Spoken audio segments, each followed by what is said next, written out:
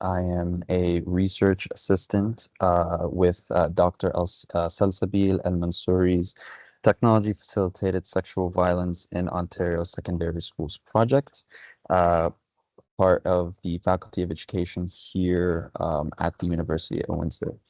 And I am joined here by, could you introduce yourself? Just give me like a brief introduction of yourself, your background, and anything in relation to your work. Okay, hi, my name is Kadi and I am a Black Muslim creative writer. I normally write poems that just like resonate with me and my fellow Muslim hijabis or just fellow Muslims. And I just was just featured in an interdisciplinary journal called Girlhood Studies for their winter 2023. And yeah, and I'm from Cote d'Ivoire, West Africa, and I've been in the States almost all my life for almost 20 years now. And I've been writing since 2018, so about 7 years now. Thank you for that. All right, Mhm. so I do want to ask you a couple questions regarding your poem. I did read through your poem, and it shows the true strength and confidence that you have in yourself as a hijabi woman.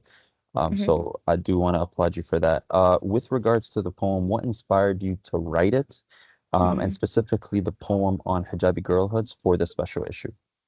Okay, so definitely it was when Trump became president. I growing up here in Utah with a lot of Mormons and being part of the minority here. We got after Trump was elected president, we got so many hate crimes in the Muslim community where me and my friends have been called terrorists. My friends who hijabs have been pulled in school and outside of school just waiting for the bus. And I think doing that, I have never felt like so vulnerable and just felt so afraid to just even going out with my with my hijabi sisters and me as a Muslim girl who wears the hijab, even going out was just so scary. And I just remember my dad telling me to like stay home and stuff. And then I felt like my voice was not being heard. And me as a creative writer, I was like, how can I take all this anger out? Like we can protest, we can do so much, but how can I have my voice be heard and how can I put all of my emotions into something? And that's why I took on to writing this Why Are They Afraid of Us, to show the world like we are not scary people. We're literally your friendly neighbors. We are also scared, and you are like scared of us, and we're also scared of you because we're the ones getting all these attacks. So it was just to show people like we are humans, we are your neighbors, and just like anybody else, we also have tears, we also bleed, and it was just to show people that we're not honestly like scary people.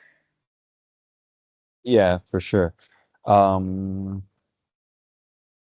Could you share like a bit about the themes or messages that you aim to convey throughout your poem? Yes. Sorry, I'm just gonna take a minute. I get so nervous during this. No, no, don't worry. Should I like Take your read through time. everything? Okay. Okay, can you ask me the question one more time, please? Sure. Hmm. So, can you share a bit about the themes or messages that you aim to convey throughout the poem that you wrote? Okay. So for me, I think the message was just to show people that as Muslims, we're like as a nation, we're like, how do I explain this? Like we're not bad people, Okay.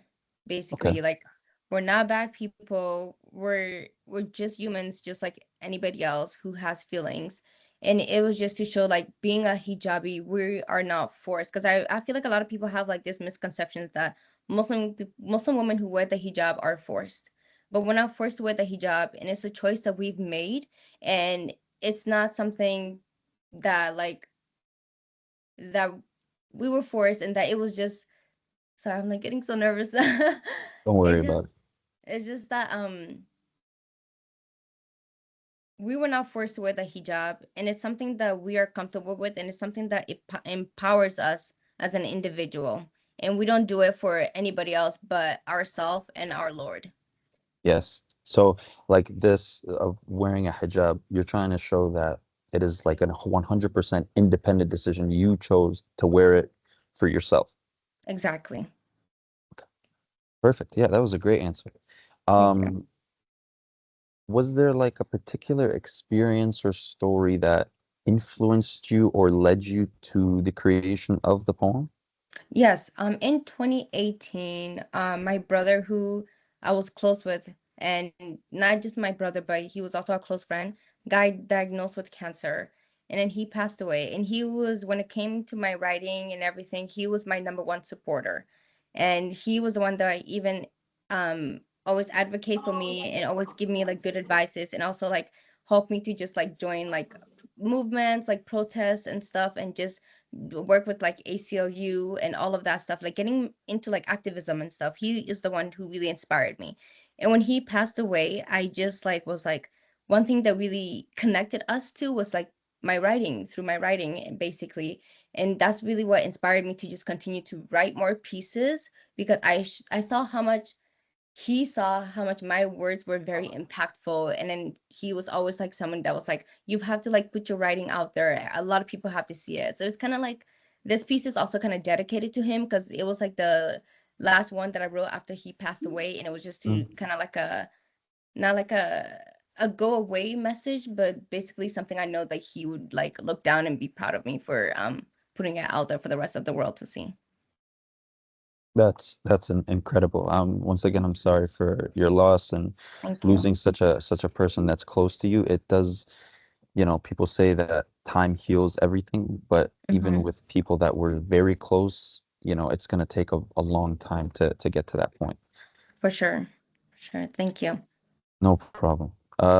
So I want to take a little left turn, right turn, whatever you want to call it, Mhm. and look at the poem from a creative process point of view. To you, what was the most surprising or challenging part of your creative process while writing the poem? Okay, so when I first started writing the poem, I was doing this internship with these high schooler and middle schoolers, and they do like projects about social justice issues and things that are having going on in Utah.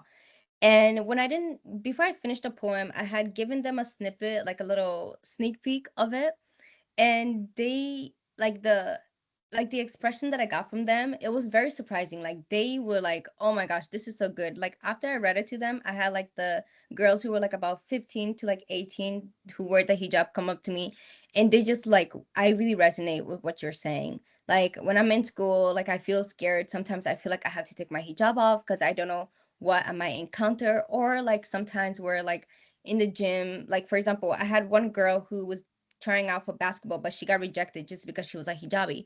And she was just saying like sometimes I don't even know how to like speak up to my speak up for myself, or how or who I should speak to. But reading your like listening to your words has almost felt like I was like you were in my shoes, and that's exactly how my emotions, like how they were feeling when I was reading like my poem to them. They just felt like it really resonated with them, and they have no one to speak about it, but it's just like so empowering that they can look up to me, and I'm basically like expressing their emotion for them, if that makes sense. So I think that was just very surprising to me, just because I feel like maybe some people are gonna resonate with this and maybe some people are not. And as a Muslim hijabi, not all of us have the same experience, of course. Like we do share a lot of commonality, but just to see like other young youth who is also experiencing the same thing that I've been going through, I think that was just very surprising and very empowering for me. Yeah, so in a like to break it down, the poem spoke for people, young girls who wore the hijab but felt like they didn't have the voice to speak for themselves, so they could relate to the poem because it spoke for them or on their behalf. Exactly. Perfect. Um, how did you balance personal expression with representing broader experiences of hijabi girlhoods? How were you able to connect that all together? Just because I was able to talk to my friends. I talked to my friends and we all shared the same experience. And I was like, if I went through this, my friends went through this, I'm pretty sure like Muslim girls around the world can all experience this. And this is not something that I feel like nobody would read and relate to it, because I think we all kind of share the same experience with like what's going on in the States and other third world countries that we hear stories of. Yeah, that's as good of an answer I could have got. Like, and you think there's so many places in the world where the hijab is, in a sense, being attacked deliberately. Um, Exactly. Hmm. yeah. How do you, in your own like words, how do you hope your poem will resonate with readers, especially those who may see their own experiences reflected in your words? I know you touched up on it like a bit Hmm. earlier, but how would you say that?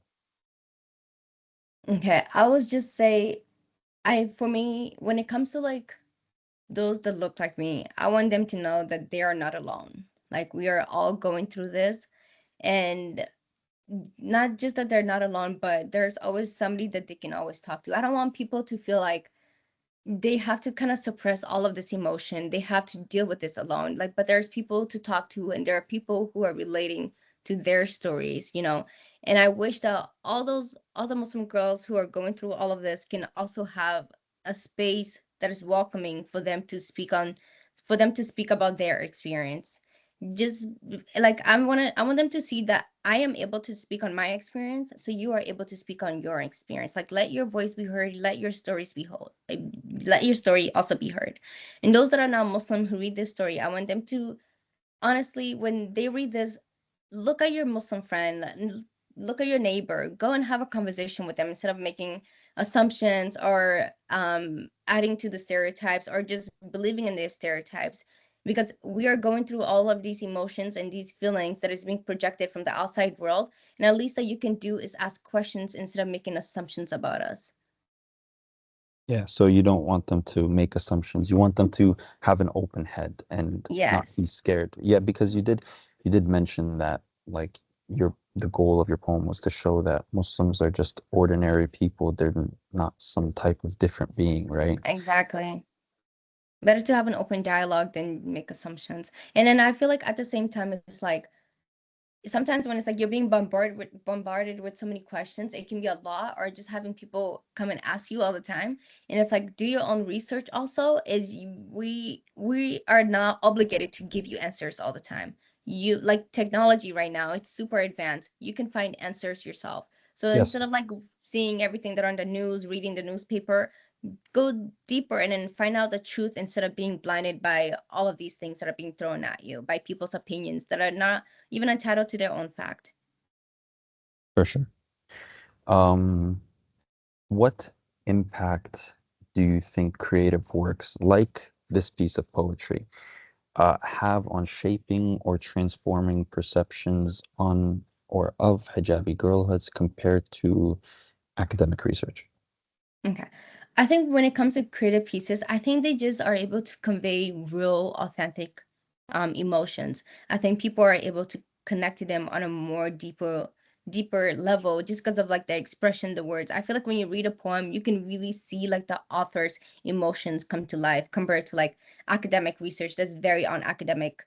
Like it has a lot of academic jargons, and then I feel like some people just don't relate to those, and most people don't really pick up academic research to read like that. But I think with creative pieces, you're able to like convey so much more, and it almost feels like you're walking in the author's shoes. Yes, like you can connect with the author on a more Exactly. deeper level. Hmm. So, with regards to your piece, do you feel like there are any recent developments or events that make the themes explored in your poem particularly relevant to today? Oh, 100%. I think what I wrote is still like it's still going on. Like obviously like hate crimes have not stopped. Like we hear about them like every single day. There's so many, and then you also think about how many hate crimes that have we not even read about or even heard about. So it's still like going on, and I think my work right now is still relevant to what's going on in society. Yeah, for sure. Okay, so some final thoughts. Is there anything else that you'd like to share about your poem or the significance of expressing hijabi girlhoods through a creative work like your poem? Let's see. I just wish like more people would like read pieces like this, and not even just from me but from others that look like me. and hear their stories. And I hope like we can get more names out there and more representation out there for more creative authors to also rise up, also for people to just learn from their stories and from their experiences, and also for those that look like me to just know that honestly that they're not alone and that there's always somebody here for them, if that relate to their stories and that they can relate with also. For sure. That's a wonderful answer. And then last question, how can people stay connected with your creative projects or any similar artistic expressions that you have going on? For me, I usually just like I'm still writing. I still write here and there, and I post through my social media, honestly, and then just join what is called slam poetry events and just conferences to talk about my poems here and there. Perfect. All right. And with that, I'd like to thank you one more time I'd like to thank you for making the time to meet with me today and having this discussion. I don't want to call it an interview. I'd like to think of it more as a discussion. So I thank you for that. Thank you, of course, and thank you for your time and honestly getting in contact with me. And I'm sorry for the whole miscommunication that has Mm. been going on. Don't worry about it. No problem. I'm happy that I was able to finally have a time and sit down and meet with you. Of course, thank you. And I hope I gave Appreciate good it. answers. I wish I had like really had good time to look through all the questions that the question prompts that you sent me. Thank you.